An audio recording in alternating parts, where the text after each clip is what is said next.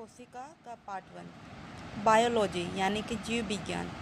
जीव विज्ञान के जनक अरस्तु को कहा गया है। जिसमें जीवों का अध्ययन करते हैं उसे क्या कहते हैं? जीव विज्ञान। जीव विज्ञान के जनक अरस्तु हैं। पहले जीव विज्ञान में मानव, हाथी यानी कि जानवरों को रखा जाता था। फिर बायोलॉजी को 2 भागों में बांटा गया। एक है आपका जंतु विज्ञान और एक है वनस्पति विज्ञान।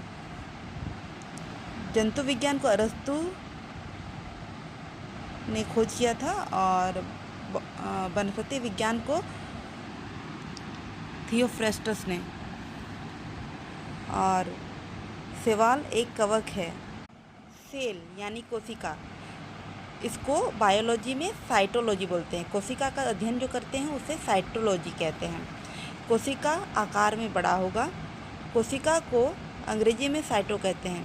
कोशिका को सबसे पहले रॉबर्ट हुक ने देखा था, लेकिन वह मृत कोशिका था। कोशिका विज्ञान के जनक रॉबर्ट हुक हैं और रॉबर्ट हुक ने मृत कोशिका की खोज की थी। उसके बाद सेकंड है ल्यूवेनहॉक। उन्होंने जीवित कोशिका की खोज की थी, लेकिन वे बैक्टीरिया थे जो कि सूक्ष्म जीव थे, यानी कि वो प्रोकैरियोटिक थे।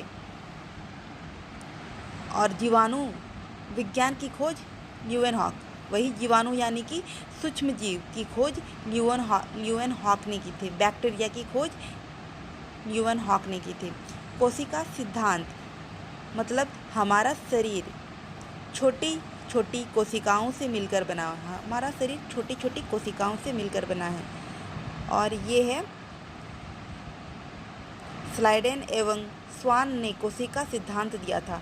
स्लाइडेन और स्वान 2 जन थे जिन्होंने कोशिका का सिद्धांत दिया था कि हमारा शरीर छोटी छोटी कोशिकाओं से मिलकर बना है।